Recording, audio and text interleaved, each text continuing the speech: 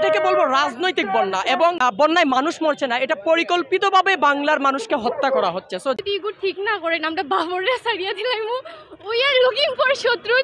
যে ভারতের মতো বন্ধুর চেয়ে পাকিস্তানের মতো শত্রুই উত্তম। কারণ এই হিংসাত্মমূলক আচরণের তীব্র প্রতিবাদ আমরা জানাই এবং এর জন্য আমরা রাস্তায় অবস্থান করছি। যখন আমাদের পানির প্রয়োজন হয় তখন ওরা পানি আটকে রাখে, আর যখন আমাদের পানির প্রয়োজন নেই তখন বাদ বেঁধে পানিগুলা ছেড়ে দেয়। ইন্ডিয়াতে গিয়ে মোদিকে উস্কানি দিয়ে আমাদের বাংলাদেশের মানুষকে মারার চেষ্টা করেছে। যখন মানুষ মরে ভারতীয় আগ্রাসন, ভারতীয় আগ্রাসন,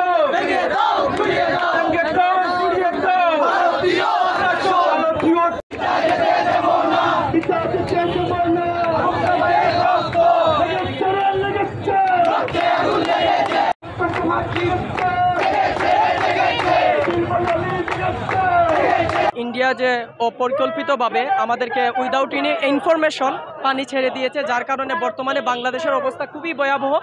আর আমরা সোশ্যাল মিডিয়াতে দেখতেই পাচ্ছি। আমি আসলে এটা বন্যা যদি বলি আমার কাছে মনে হয় যে এটা ভুল হবে, বা এটা সুশীল ব্যক্তিদের কথা হয়ে যাবে যে ভারতে পানি ছেড়েছে যার জন্য বন্যা। এটাকে আমি বন্যা বলবো না, এটাকে বলবো রাজনৈতিক বন্যা। এবং যেটা হচ্ছে যে বন্যায় মানুষ মারা যাচ্ছে, এটা বললেও আমি বলবো যে এটাও সুশীল ভাষা হয়ে যাবে, সুশীলদের মতোই কথা হয়ে যাবে।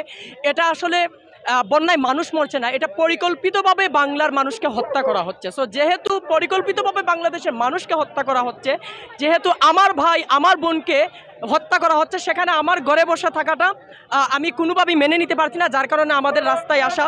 এবং রাস্তায় এসে আমরা আবারও জানান দিচ্ছি, যদি আবারও প্রয়োজন হয় আমাদের আবারও 71, যদি আবারও আমাদেরকে 71-এর মতো যুদ্ধ করতে হয় আমরা যুদ্ধ করব। যদি আমরা আগামীতে যদি আমাদের আরও রক্ত দিতে হয় আমরা রক্ত দিতে রাজি, জীবন দিতে রাজি। এই প্রজন্ম রক্ত দিতে জানে, জীবন দিতে জানে। প্রয়োজনে আবারও আমরা এই ভারতের হাত থেকে মুক্তির জন্য আমরা যুদ্ধ করব। আমরা আজকে আইছি কারণ হইল গিয়া আমরা যে ফেনী তারপরে কুমিল্লা শহর পুরা পানিয়ে ভরি গেছে, তারা হইল গিয়া বাঁধ খুলিয়া দিলাইছে।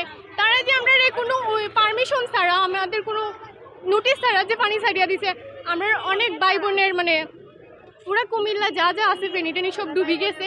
আর এখন এটা আমরা জানমালের তো ক্ষতি হয়েছে। তারা যে বন্যার যে পরিস্থিতি তারা করছে, তারা যদি এগুলো ঠিক না করেন আমরা বাবররে সারিয়া দিলাম, উই আর লুকিং ফর শত্রু। তারা একটা উচিত হয়েছে না দিকটা করার। আমরা আন্দোলনে নামছি, তারা যদি এগুলো এখনো ঠিক না করেন আমরা পরে সরকার পক্ষ নিয়ে অন্য কোনো এগেনস্টে যাই। রাজনৈতিক বন্ধার মাধ্যমে পরিকল্পিতভাবে আমাদেরকে যে এই পরিস্থিতি স্বীকার করানো হয়েছে, তারই প্রেক্ষিতে আমরা যেখানে জড়ো হয়েছি। আমি একটা জিনিস বলতে চাই যে আমাদের সিলেটের মানুষ বন্যায় যতটুকু আতঙ্কিত, যতটুকু আমরা ক্ষয়ক্ষতিগ্রস্ত হয়েছি, তা সিলেটের মানুষ ব্যতীত অন্য কেউ তা অনুভব করতে পারবে না। কারণ আপনারা আগেই দেখেছেন এই স্বৈরাচার ফ্যাসিবাদী শাসন যখন আমাদের বাংলাদেশে ছিল, তখন পরিকল্পিতভাবে সিলেটে 2-3 বার ভয়াবহ বন্যার শিকার হই।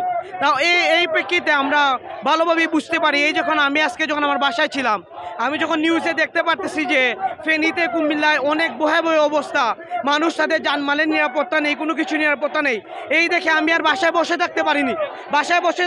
আমি আবার বলছি, তাই আমি যখন খবর পেয়ে আজকে কর্মসূচি 4:30টার সময় আমি তাৎক্ষণিক বাসা থেকে বের হয়ে এইখানে যোগ দেই।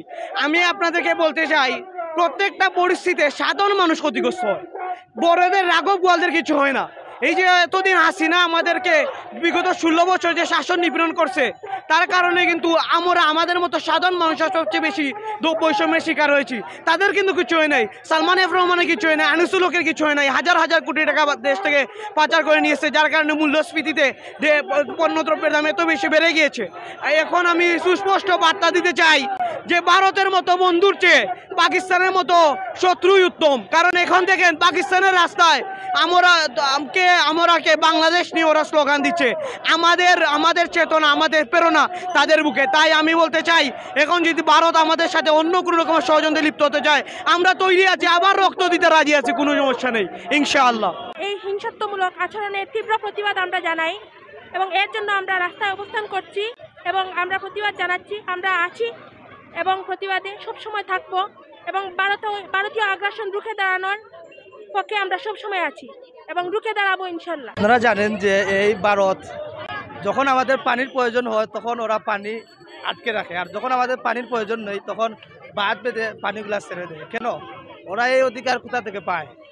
আপনারা জানেন যে 5 আগস্ট ছাত্র আন্দোলনের মধ্য দিয়ে দেশকে আমরা স্বাধীন করেছি। যদি এই দেশকে ভারত মুক্ত করতে হয়, আমরা ছাত্ররা দরকার হলে আবার রাজপথে নামবো, আবার মাঠে নামবো, তবু এই দেশকে ভারত মুক্ত করব। আমাদের ভাইয়েরা মানে মোদি দালাল হাসিনা স্বৈরাচারী দালাল ইন্ডিয়াতে গিয়ে মোদিকে উস্কানি দিয়ে আমাদের বাংলাদেশের মানুষকে মারার চেষ্টা করেছে। এই জন্য আমরা আন্দোলন করেছি যে আমাদের স্টুডেন্ট ভাইয়েরা এবং সিলেটের মানুষেরা মিলে রাজপথে নেমেছি, যাতে আমাদের ভাইয়েরা না মরে, বোনেরা না মরে, আর যাতে হয়রানি না হতে হয়। এবং আমরা চাই আমরা ইন্ডিয়ার বাঁধের পাশে আরেকটি বাঁধ বাঁধতে চাই, এই জন্য আমাদের গণ আন্দোলন।